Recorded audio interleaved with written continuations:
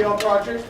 Mr. John Rice is here from Rutland City Public Schools to explain his process of what he needs to do to comply with the Vermont state law of the use of green cleaners in all school buildings. He comes from an Army background as an engineer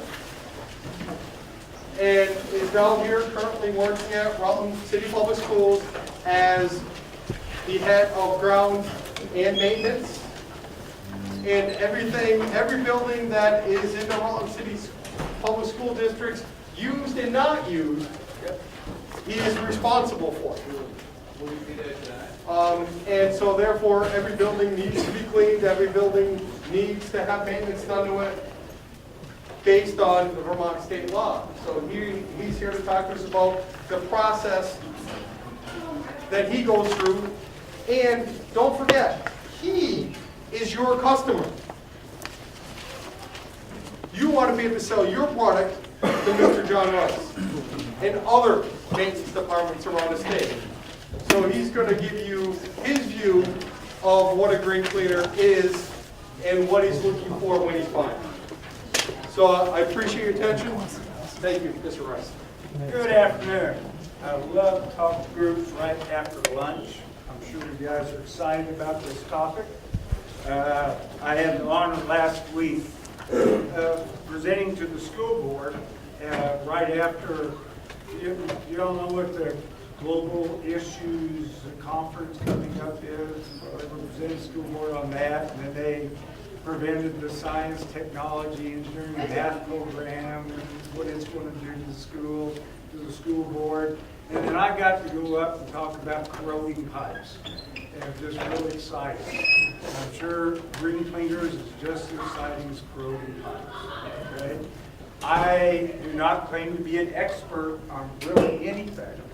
What I know how to do is I find out what needs to be done. I hire people who know how to do it and understand all this stuff, and I tell them to do it. And I'm pretty effective at doing that.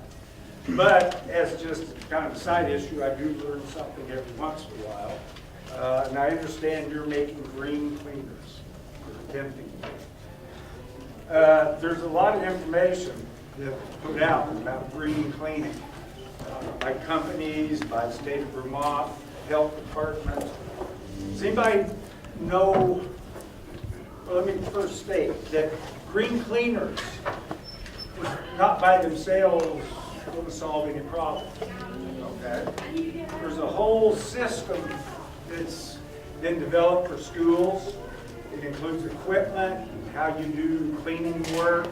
It includes consumables, protective equipment, a bunch of things that go in to making a school environment safe and healthy.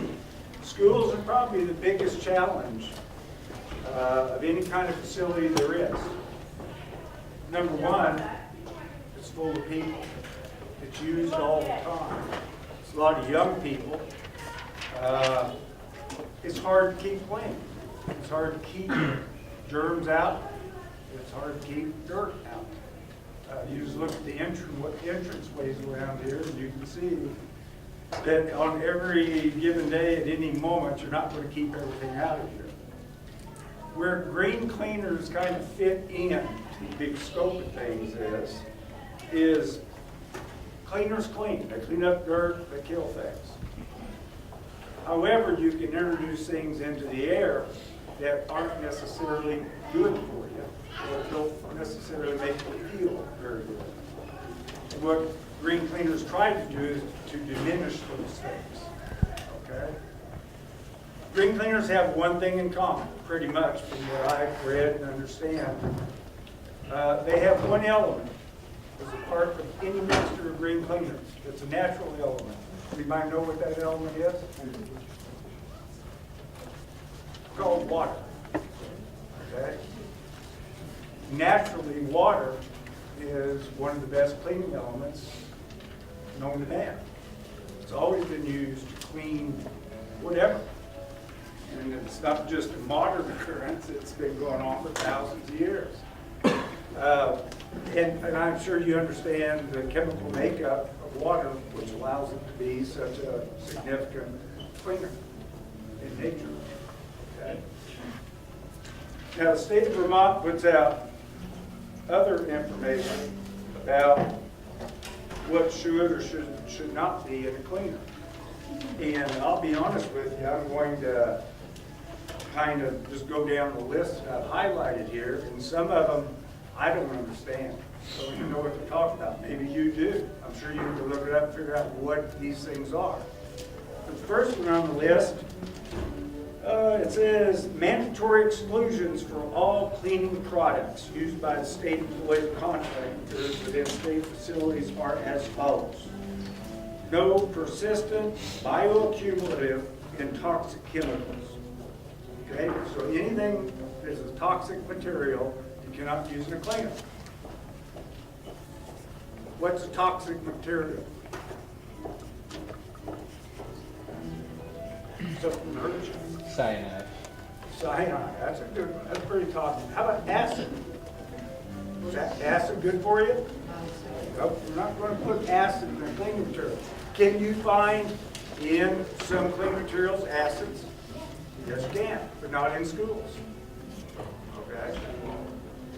There are some very strong acids, especially when you're cleaning bathroom tiles and lime on the walls and things like that. It does a great job, but it creates an environment, it creates smells, it has the potential to hurt you. If somebody accidentally ingested acids, it's not good for you. Okay? If you're going to the hospital, or something's going to happen to you to help dilute the acid. The next one on the list, and you would think that this would be pretty straightforward, carcinogens. We cannot have carcinogens in a green cleaner. Okay, what's the best known carcinogen in the world?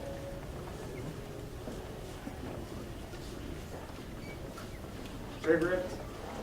Smoking? Okay, anything that causes cancer. Okay? And that's pretty rational and logical. But there are a lot of carcinogens out there that, there's a lot.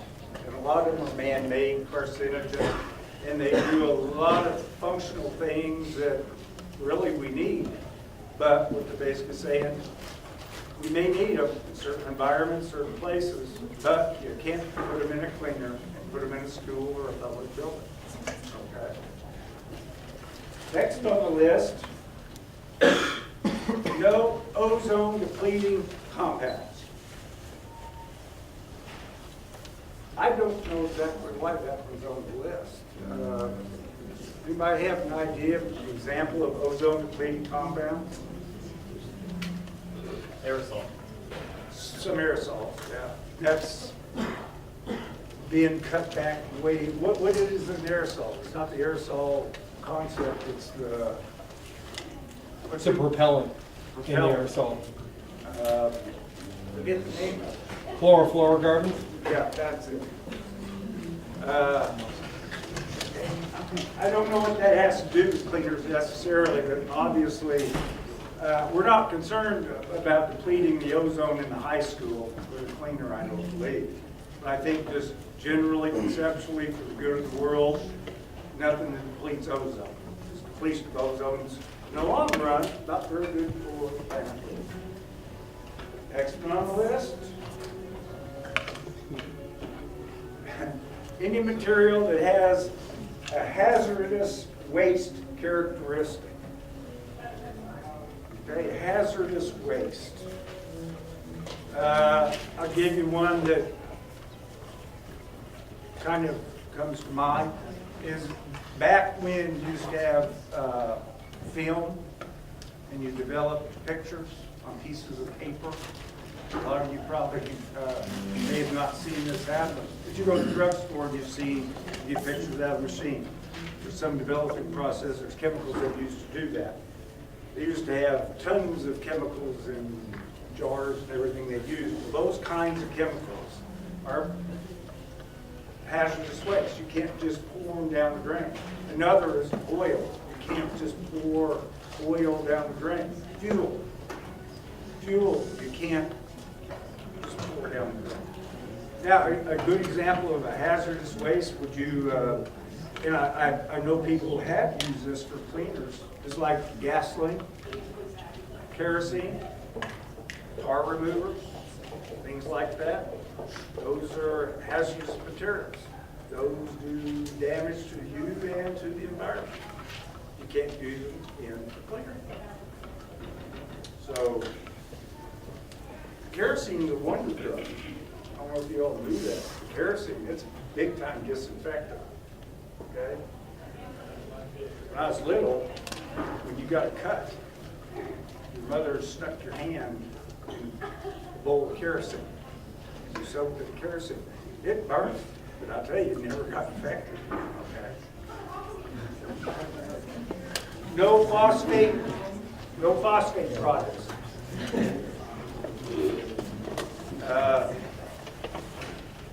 Again, to me, I'm not for sure I understand completely why no phosphate. Because usually when you think of phosphates, they're in relationship to water quality. They are the things that we dump on our yards, and they run into creeks, and run into Lake Champlain, and they cause water bodies to die because of growths and algae and all this stuff. They're natural nutrients, this kind of stuff. Why you can't use it in a cleaner?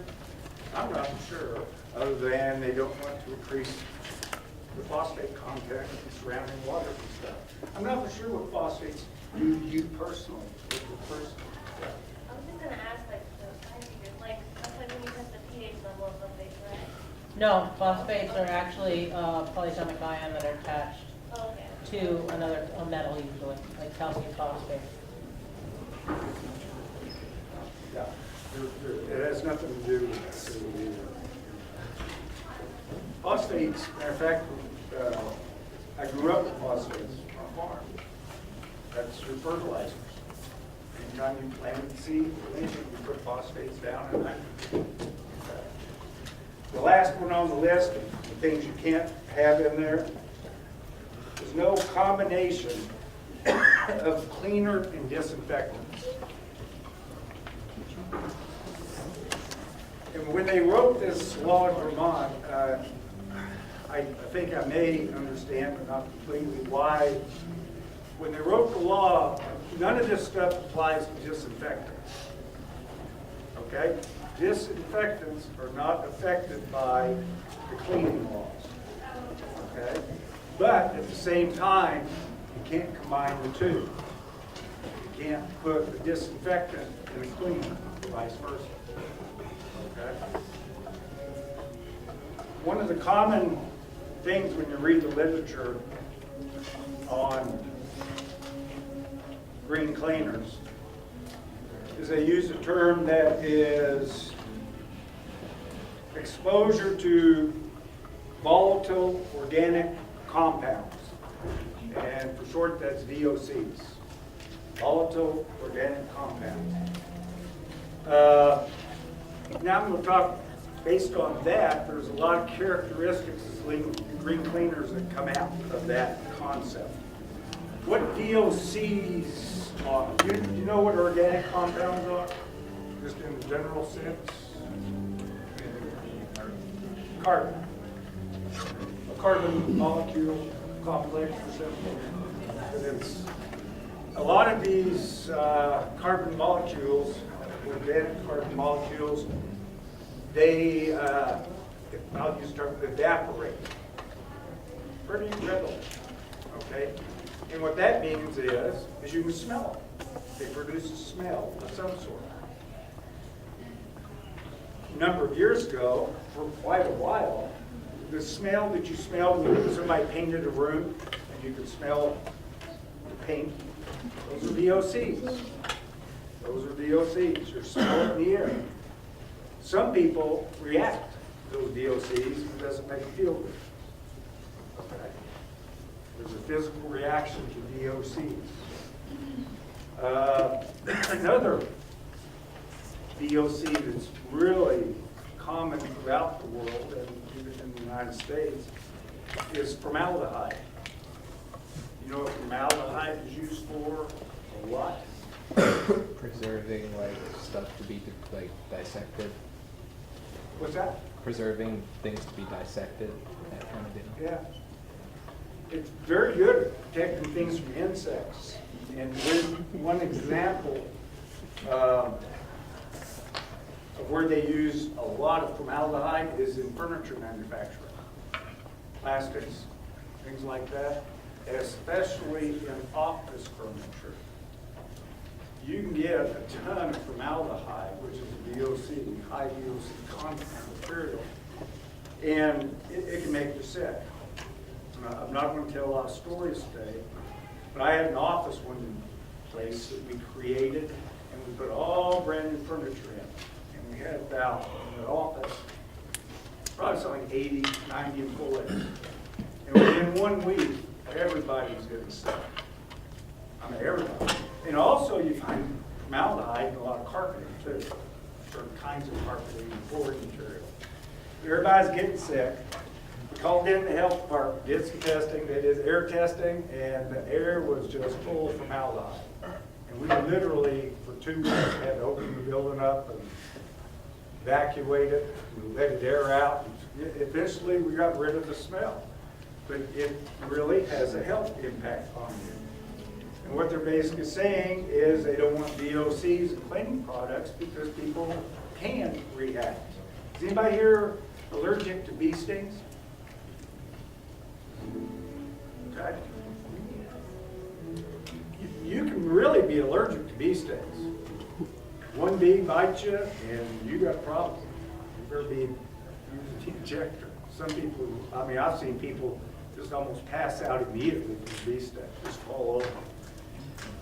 Some people can get bit 20 times by a bee. It has no effect on them at all. None. Maybe they get a bump, maybe they get a mark, but they go on like that didn't even happen. Another example is poison ivy. Who here catches poison ivy very easily? Yeah, with 100 feet. Yeah, I mean, some people really catch it very easily. I honestly believe I could hold poison ivy in my hand and rub it around, and the only place I get poison ivy is on the inside of my little fingers. I don't know why, but it's just, I don't react to poison ivy. It's the same thing with these kind of products, these chemicals. Most people don't react to these things, but some people really have a reaction to these chemicals that are in these cleaning products. And that's why they basically said, look, we're going to have cleaning products, we're going to meet these standards, and that's it. You don't bring anything else into a school. Okay? A perfect example.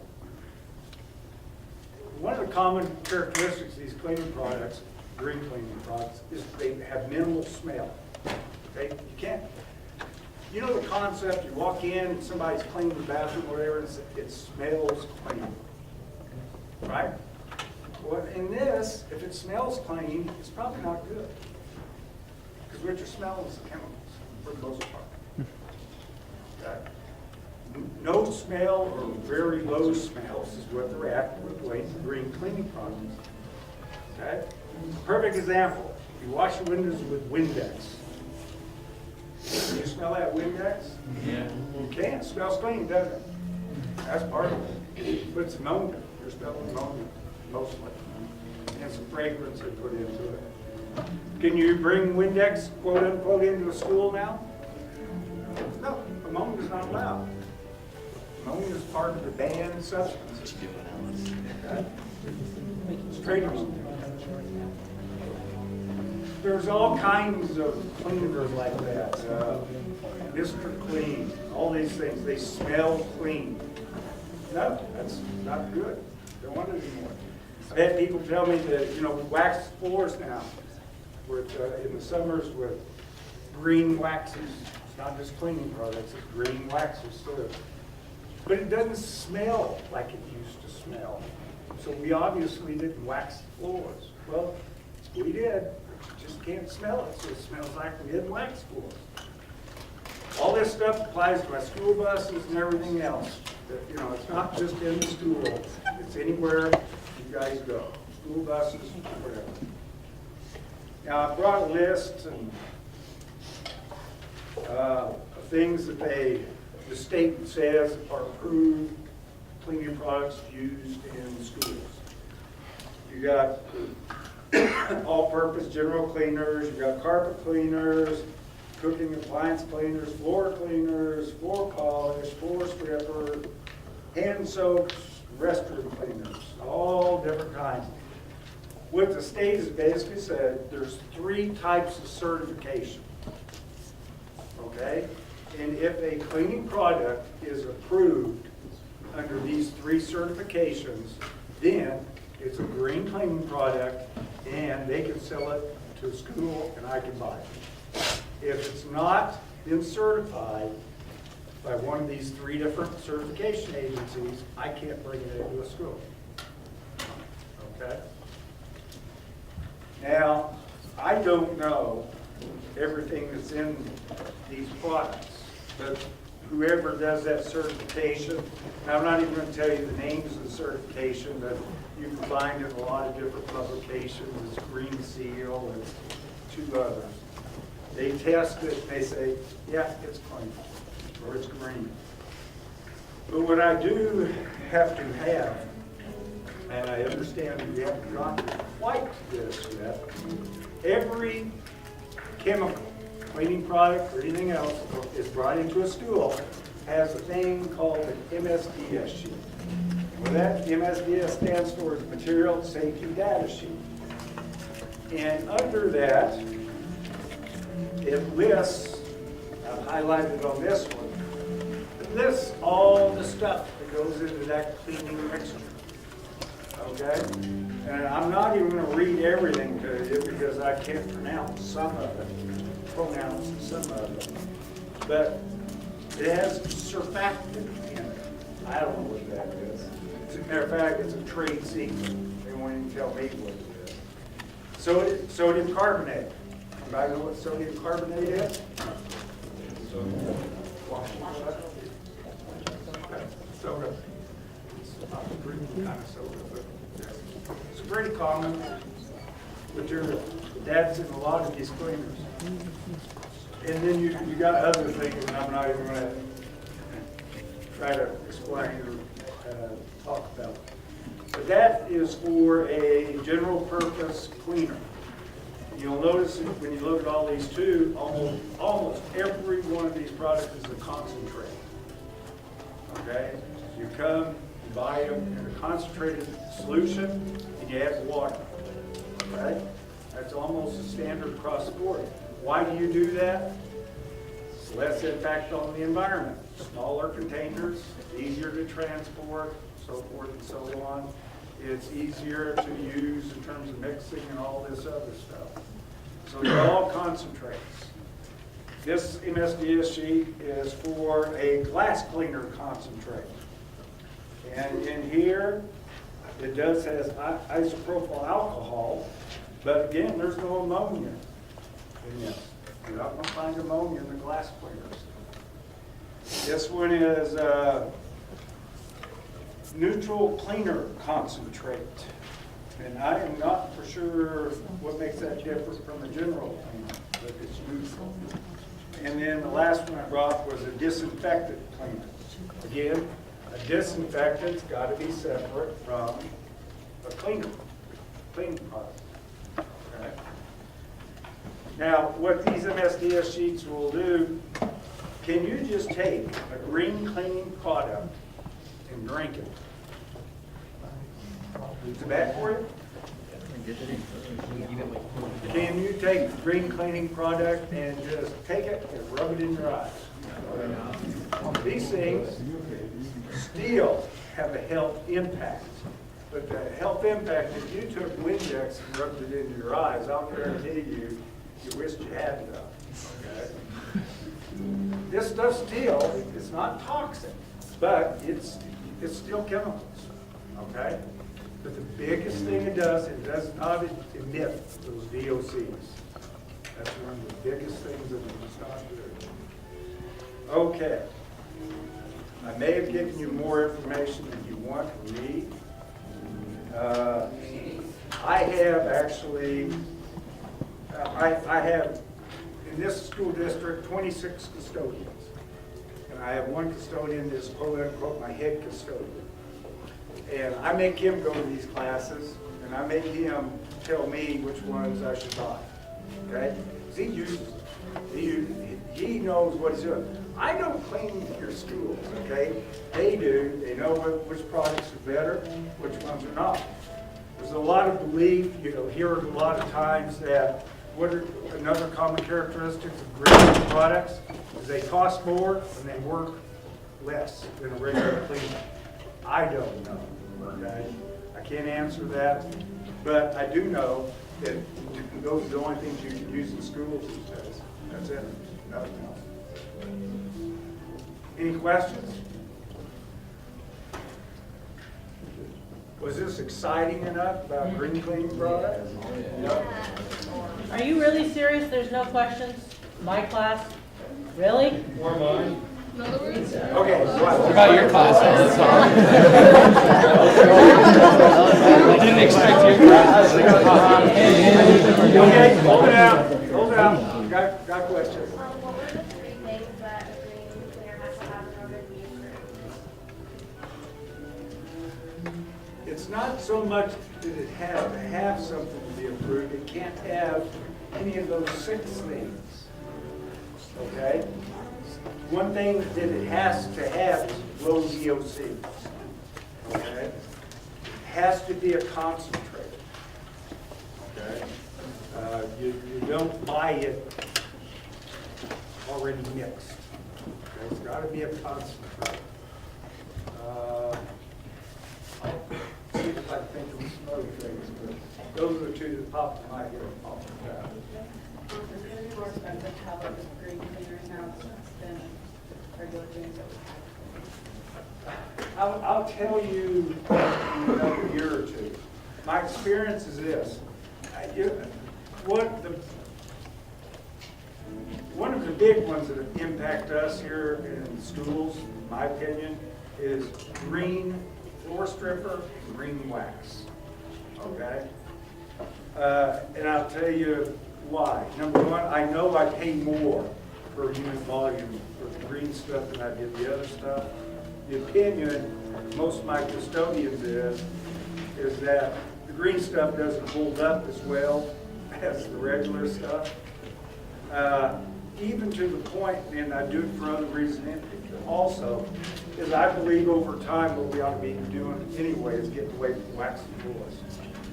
Okay? We ought to be not trying out different flooring materials to see what works. But I think it's a waste of money waxing floors personally. There's safety issues, there's all kinds of problems. In general, I can't prove that green products are more expensive. I can't. Yes.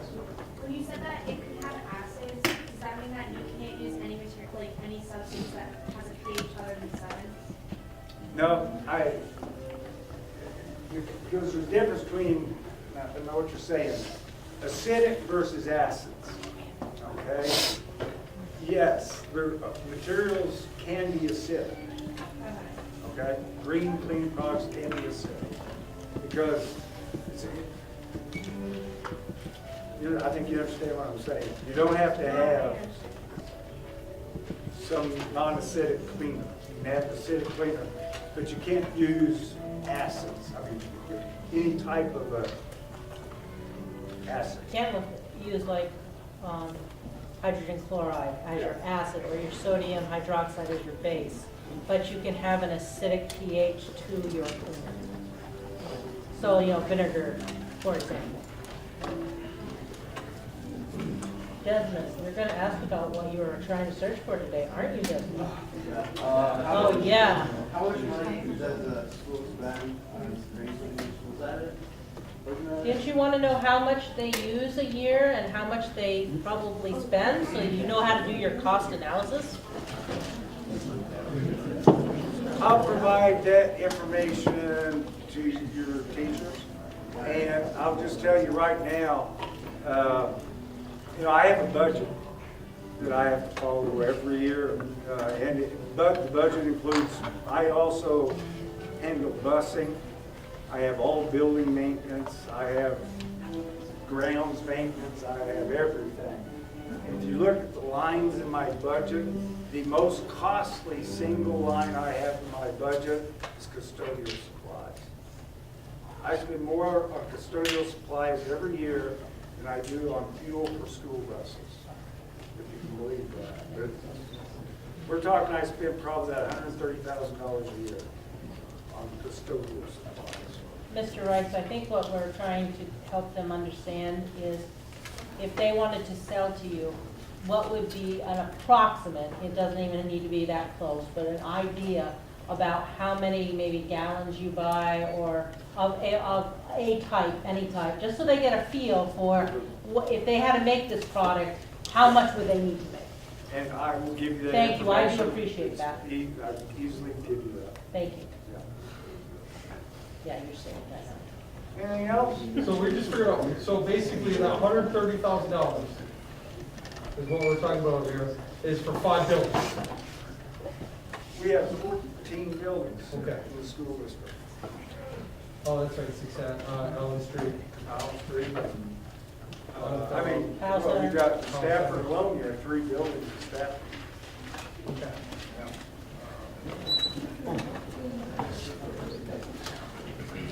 So 14 buildings. Last time we counted. Yeah. That's just under $10,000 a building, if I do my math quickly. Okay, anything else? Good luck.